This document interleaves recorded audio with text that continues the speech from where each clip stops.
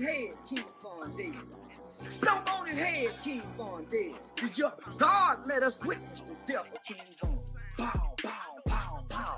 And that died. From King. If you don't want no problem, what you keep on kicking up dust for? Let me ask you this. What's the most you ever paid for coochie for? Like 12, right? Yes. My name is Charleston White. I'm a victim of a crime by a guy of a rolling 50 Crip. They call him 5-5 Street Crip. Baby OG Baby Snap. He got a cell phone in prison and he's making threats to victims via social. I got a question that'll shake the room. What's the one thing Charleston White hates even more than street hustlers? That's right, gangbanging rappers. He despises them with a passion. From King Von to Lil Durk, from T.I. to Soulja Boy, nobody's off limits. When Charleston grabs the mic, most folks would have been canceled or buried under backlash after saying half the things he says. But Charleston, he's still here, still talking reckless, still moving like he's untouchable. So let's get into it. The wildest, most disrespectful moments Charleston White has ever unleashed. The Texas Firestarter has humiliated rappers over and over again, and today we're breaking down 10 times he dragged them straight into the dirt, starting with Charleston White versus Band Man Kevo. Let me ask you, what's the most you ever spent on coochie? 10 bucks, maybe a couple hundred? Well, Band Man Kevo straight up bragged that he dropped 12 racks. Yeah, $12,000 for one single night. That's outrageous. He let it all out during his Say Cheese interview, and the internet couldn't believe it. And he didn't stop at one confession. Nah, he doubled down, saying it wasn't a rare splurge. According to him, even the so-called cheaper hookups were costing him around $6,000 a pop. Insane. Run those numbers, bro. It's ridiculous. Hundreds of thousands gone every month, millions down the drain every year. With that kind of cash, you could buy a block, fund schools, or flip an entire city upside down. But instead, Kevo was proudly blowing bags on quick nights, and when Charleston White caught wind of it during his own interview, oh, he went nuclear. I don't love pleasure that much to get nobody $12,000, and all I get is a nut. That's a sucker to me. I don't care how much money you got, you a sucker. If you giving away that money for some people. Women don't respect tricks in no shape, form, or fashion. I don't give a damn how much money you give them. She would never have no respect for you as a man. If he really could lift weights, if he really could lift weights like he looked, because he looked like he lift weights, but he don't. He just a blowed up, you know, like the king does. Charleston's reaction was raw, unfiltered, and brutal, the kind of roast only he can deliver. And just when folks thought he was done, Charleston pulled the trigger on the kill shot. He swerved straight to Band Man Kevo's bodywork, clowning that surgery-built, gym-ducking physique like it was open mic comedy night. He talking like he built like Band Man Kevo. Oh, he talking like they eating healthy. Well, if they was eating healthy, why did he have to get the BBL? If he was eating healthy. No, that's a very good point. And we don't got no workout video. How is he maintaining them muscles? The styrofoam and silicone. The crowd couldn't stop laughing because Kevo had already admitted he got lipo on his stomach after the gym wasn't cutting it. So when Charleston flipped the script, the internet instantly backed him, turning Kevo into a punchline. And let's be honest, Kevo's body already looked suspicious, which made him the perfect target for Charleston's sharp-tongued disrespect. The smartest move would have been to stay quiet, take the L, and vanish from the conversation. Cause no one, absolutely no one, can out-talk Charleston White in a verbal shootout. But instead of bowing out, Kevo made the dumbest move possible. He doubled down. He ran back to Say Cheese, defending his wild spending habits and even tossing shots at Charleston himself. Well, of course, Charleston can get those girls that Charleston get, they free. You don't need $1 to hit them type of females. So I understand that what Charleston comes off, once he gets on this level, once he cross sides, then he'll kind of understand. Right now, he can't see this side. He barely can see anyways. Huge mistake. That reckless move only turned the fire into a full-blown wildfire, and Charleston was ready to drag him even further. Now, I'll give it to Kevo. He scored a little jab when he clowned Charleston's crazy eyes. For a split second, it looked like he might have leveled the playing field. But let's be real, only a rookie would think Charleston White stops there. That diss didn't slow him down, it woke the beast up. Charleston ripped the gloves off and went all in, twisting Kevo's name, roasting his image, and dropping wild new theories about that surgery-built body that already had folks side-eyeing him. And you know that cut deep, because before long, Band Man Kevo, better yet Band Man Kevi, suddenly felt the urge to prove Charleston wrong by flexing his physique. Out of nowhere, Charleston wakes up to a direct video message from Kevo himself. In the clip, Kevo's inside the gym flexing hard, trying to show off what he proudly called his grass-fed muscles. But Charleston wasn't buying a second of it. In his words, Kevo had no real strength, just puffed up fluff, and it looked like he was challenging Charleston straight up. So, what did Charleston do? He snapped back with a wild reply video showing off his own strongest muscle. So I sent him the best muscle I had that I thought that was, can compete with other people's muscles. So I sent him my muscle. And I ain't just sent him a picture, I sent him a video. And I was putting grease on my muscle. You know, like how you grease, he was greasing his arm? Yeah, I was greasing mine. You saw my dick, I ain't see yours. My dick is on your mind. Your dick ain't on mine. I know what your belly look like, but you know what my dick look like. So, and the boo-boo, I win. And trust me, Kevo wasn't sleeping easy after seeing that one. But instead of shutting up, he tried flipping the script, calling Charleston sus for sending such a bold clip. The thing is, Charleston had his own twisted explanation for it. And crazy as it sounded, the way he broke it down almost made sense in that bizarre Charleston way. At the end of it all, Charleston still came out on top, while Kevo basically got a freebie. He didn't even have to spend 12 racks to spar online this time, but the jokes ended fast when Charleston aimed his fire at bigger names, Lil Durk, the O-Block crowd, and a certain rapper named 600 Breezy. In this moment, it turned into one of the most dangerous situations Charleston White has ever faced. Standing solo, no backup, deep in O-Block territory with 600 Breezy right in his face. Picture it, Charleston White surrounded, staring at what looked like his judgment day, the kind of showdown where his reckless mouth was finally supposed to catch up to him. And funny enough, it wasn't even personal beef with 600 Breezy. They barely knew each other. The real issue came from Charleston's shots at King Von, because right after Von's death, Charleston didn't just comment, he turned it into a whole twisted performance, almost like he was celebrating. Folks called it sick, even a victory lap, and that's exactly what put Breezy and O-Block dead on his neck. Stomp on his head, King Von dead. Stomp on his head, King Von dead. Charleston's rant on King Von was so over the top that people who had never even paid him attention swore he had completely lost it, and honestly, can you blame them? But if you really knew Charleston's past, his lifelong war against gangs, then you'd get why he dragged a dead rapper's name through the dirt.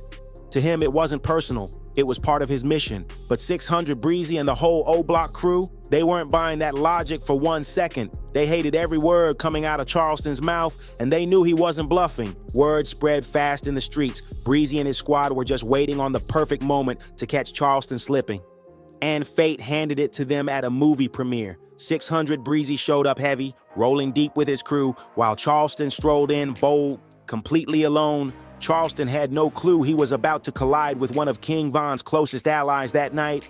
He wasn't hunting for trouble, wasn't looking to swing fists, but Breezy walked in fully charged, carrying that tension like a storm cloud. Even when he claimed he wasn't on smoke, you could feel it buzzing off him. Truth is, Charleston might have been laid out that night if not for one major roadblock. Police heat, cameras everywhere, security watching every move, cops right around the corner. Breezy knew one wrong step would bring the law crashing down on him. That spotlight was the only thing saving Charleston from a bloody scene. But here's what made jaws drop. Charleston never flinched. He stood tall, staring down a hostile crew, and instead of retreating, he doubled down. He told Breezy and his people straight up they were out here killing black men, while he was fighting to protect his community. That was bold, borderline reckless, but Charleston wasn't backing down from nobody. The night ended without a single punch thrown, and Charleston walked away untouched, pride fully intact. For Breezy, though, that felt like an L. Imagine watching someone trash your dead homie, catching him outside, and still not being able to move on it. That's the kind of frustration that cuts deep. Now, we in Mississippi at the movie premiere. Now, he come in, and they get that, that's Charleston White, 600 Breezy. What's up, black man? So I walk in the crib. I get that, hey, I'm on some cool shit. I never yelled at this. None of that. I never did. None of that. I know he gonna put the police on me. Telling me to my face, I'm putting the police on. And Charleston, he only turned the heat up. He hopped on DJ Academic's platform and dissed not just Von again, but the entire city of Chicago. That's when Breezy drew his line, warning Charleston he better pray they never cross paths again. I said, but when I see you again, it's gonna be a problem.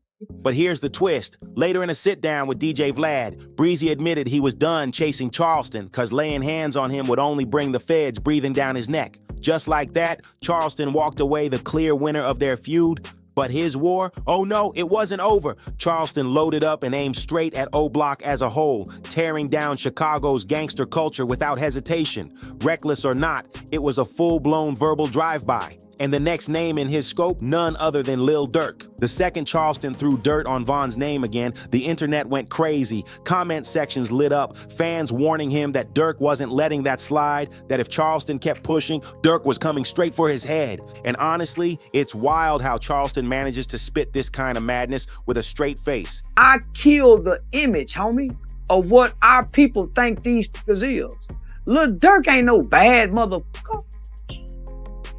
No, man, bad motherfuckers don't have fat white baby mamas. This is a lose-lose situation that the fans want to put the rappers in. Absolutely. If they don't do it, we gonna quit listening to you. If you do it, you do it and go to jail, we gonna quit listening to you. Half the time, his so-called logic feels shaky at best. But if his real mission was to rip apart O Block's reputation right in front of the fans, then he was striking the nerve perfectly. Here's where it flipped. When Say Cheese pressed him about fans demanding that Durk avenge Von's death, Charleston was locked and loaded with an answer. And under all that reckless talk, you could almost see a glimpse of his deeper motive. Like he wasn't just trying to stir chaos. He wanted folks to believe he was making some bigger point. But let's be real.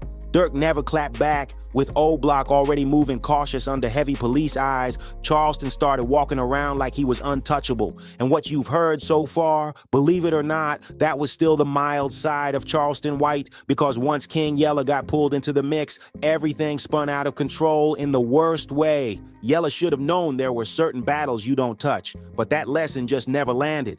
At first, he played it cool, staying quiet while Charleston stomped all over Von's name. But the second Charleston brought up the late FBG Duck, that's when Yella lost it. And instead of blasting back at Yella directly, Charleston swerved lower than anyone expected, dragging Yella's own family into it and aiming shots at his young daughter just to twist the knife deeper. Even if Yella had stayed silent while Charleston dissed him personally, there was no way he could ignore it once his family got dragged into the crossfire, especially his daughter. That was beyond the line, and everybody knew it. So when Yella finally exploded, nobody was surprised. When you play with my children, my daughter, on GLD, you do all that shit you talk about, like it's for the youth. What you talking about a 3-year-old child, though? You goofy Mark clown. You and your ugly dog rat looking ass wife. And truthfully, nobody blamed him either. The whole community sided with Yella because one thing is universal. Kids should never be touched in grown folks' beef. Adults can clash all day, but children never asked to carry that baggage. They didn't sign up for this life, and they should never get pulled into the mud. Yella's 3-year-old daughter was no different. He straight up threatened violence against the Texas native without hesitation. I heard you're gonna be in Vegas soon.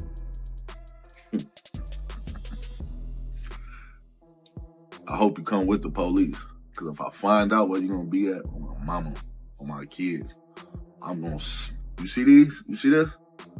I'm gonna put this motherfucker all on your face. I'm gonna smack you like a... But Charleston, being Charleston, spun it back around. He claimed people only get outraged when he mentions gangster kids, but stay silent when those same gangsters are in the streets taking other people's children. In his head, the outrage was pure hypocrisy, and that was his twisted justification for aiming that low. Tuka was a kid. They so listen, homie, there was a 1-month-old baby shot in the head in Chicago. How can we be so offended by motherfuckers saying that ugly little bitch, but we watch kids die by the hands of these gangbangers year after year, homie? Problem is, no explanation was enough to cool Yella down. He came back heated, threatening violence against the Texas firebrand without hesitation. So the burning question, did Charleston fold? Did he backtrack or issue an apology? Nope, he swerved in an unexpected direction. Instead of firing off another verbal nuke, Charleston picked up the phone and reported Yella's threat straight to his probation officer. In plain words, Charleston snitched. So I get a lot of threats from the gang members. There's one in particular by the name of King Yella. That I was told he's on probation out of Las Vegas, but he's a well-known, influential, powerful Chicago gang leader. And he's making threats online about when I come to Las Vegas. Bet you didn't see that twist coming. King Yella was barely one step out of prison, and any slip-up could have sent him right back behind bars. And the craziest part, this wasn't even Charleston's first time dialing up the law on a rapper. He had already pulled the same move on OG Percy's son, PMG God, and that call ended with PMG slammed with a brutal 20-year sentence. Charleston even tried to justify it, saying Yella was strapped without realizing it, and in his twisted logic, that alone was enough to bring the law down. That's exactly the type of controversial play Charleston White is known for. He twice my size. His slap is a weapon. Now he just talking, making a threat. He's not thinking about a law-abiding citizen that's thinking about the law and very strategic in everything he do. He a 200-pound plus man, known to have probably a violent history.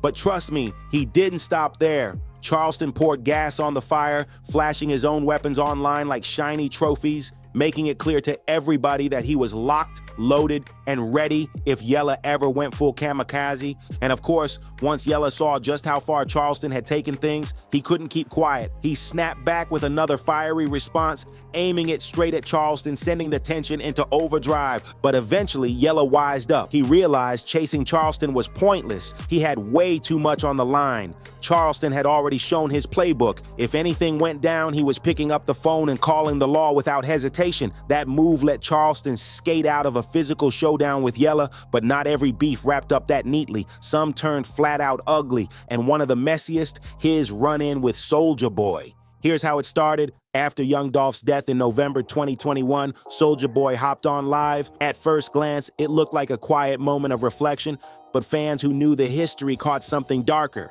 In their eyes, Soulja wasn't honoring Dolph at all. He was mocking him. He's out here with pepper spray, y'all. That's what's going on. These niggas out here putting pepper spray out there first.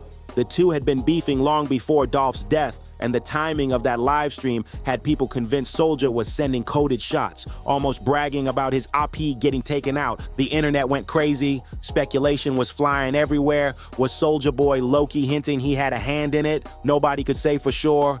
But then Say Cheese stepped in and asked Charleston White for his take. And Charleston, being Charleston, didn't sugarcoat a single word. He dropped a raw, unfiltered opinion that had the whole internet buzzing. And you already know Soulja Boy caught wind of those comments fast. There was no way he was letting Charleston slide. He jumped back on live, heated, making it crystal clear nobody had the right to speak on his name. Not Charleston, not Say Cheese, nobody. Soulja was clearly pressed. Charleston's words had cut way deeper than expected. In that same interview, Charleston flat out declared that Soulja Boy wasn't a gangster. I Soulja Boy. Crunchy Black said he was a punk. Yeah, Crunchy Black still here. Yeah, my Country Black talk real bad about you. Man, listen. I want to remind Soulja Boy, you ain't got no mother option.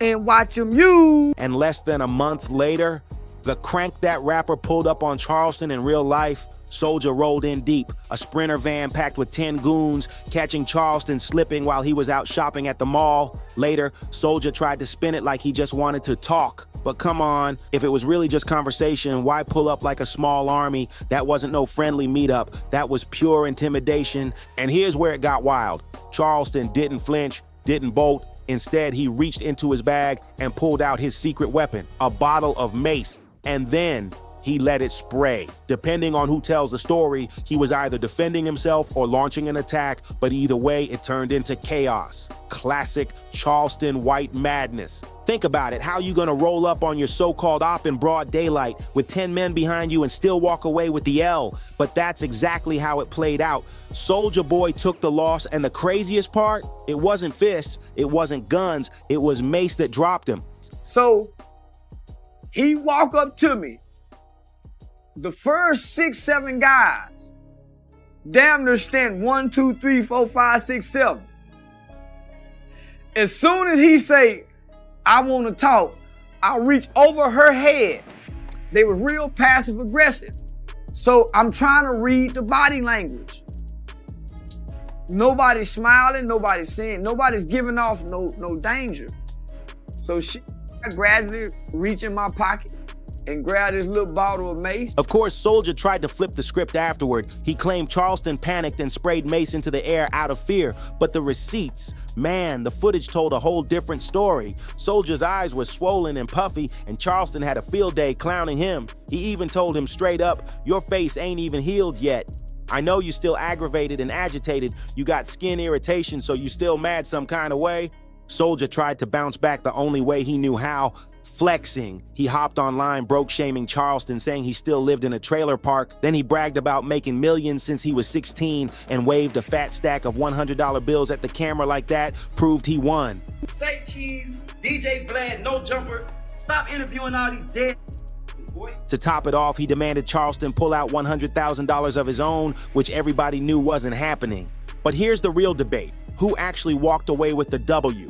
Was it Soulja with his flashy stacks, or Charleston, who stood tall against 10 men armed with nothing but a can of mace? Either way, the saga had everybody glued to their screens. And just when it seemed like things couldn't get any wilder, Charleston's next feud lit the internet on fire. A messy showdown with T.I. and his son, King, the clash that ended up setting everything else in motion. If you don't know, King Harris is Tip's son, and back in May 2022, he went viral for all the wrong reasons. Clips spread of King wilding out inside a Waffle House, snapping on staff after they supposedly messed up his order. Things spiraled when a cashier told him to stop cussing, and King snapped back, threatening to pistol whip the workers while the cameras kept rolling. Stop talking. This ain't your fucking restaurant. This ain't your fucking restaurant. Everything you make, I can pull out my pocket right now. The internet roasted him instantly, but the spotlight shifted quick to T.I. Everybody wanted to see how the father would respond. Tip finally spoke, but his words fell flat, soft and weak. He said he sat King down and asked why he felt the need to argue with a short-order cook, someone beneath his level in life. That didn't sit right with the public at all. For one, it sounded like he was blaming the worker instead of checking his son. And two, it reeked of superiority, like King was too high up to be held accountable by everyday people. Naturally, backlash came pouring in, and Charleston White's voice was one of the loudest in the storm. He don't look nothing like the T.I. boy. That boy T.I. boy that put that blonde shit on this motherfucking hair. Yeah, he damn near look like curly hair Howard stuff.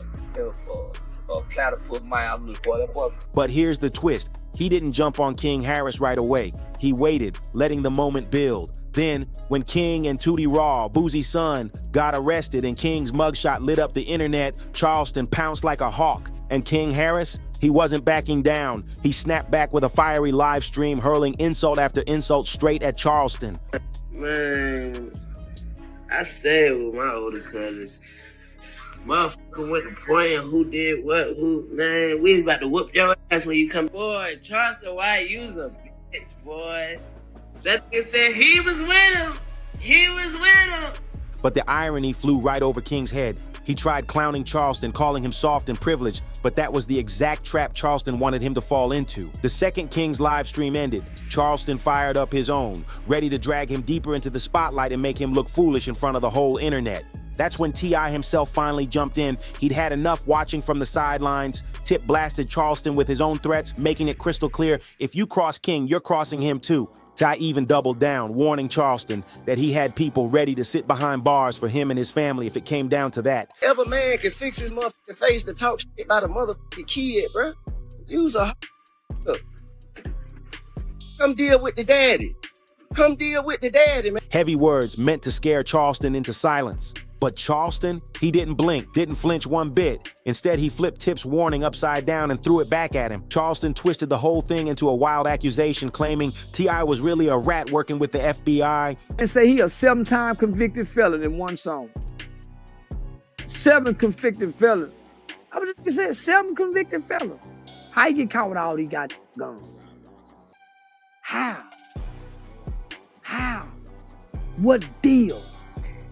You can't even find his records nowhere on this. The drama boiled over quick, and like always, T.I. had way more to lose than Charleston ever did. Meanwhile, Charleston was fully locked in, stretching the beef across interviews, press runs, and every platform that would give him a mic. After endless denials, a diss track, and plenty of threats, T.I. finally hit his breaking point. He waved the white flag and allegedly got on a call with Charleston to squash the beef. But peace never sticks when Charleston's in the mix. he still made sure to land the final word before things cooled off. Yeah, just got off the phone with T.I.B.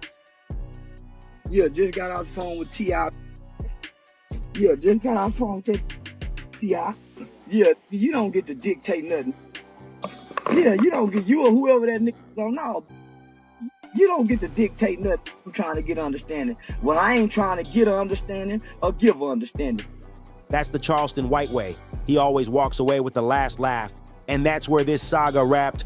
Charleston White once again proving he can outlast anyone, no matter how big the name. Love him or hate him, he shakes the culture every single time with every feud and every outrageous claim. So what do you think? Was Charleston crossing lines or just spitting raw truths nobody else dares to say? Drop your thoughts in the comments, smash that like button, share this with your crew, and don't forget to subscribe for more wild stories like this. See you in the next one.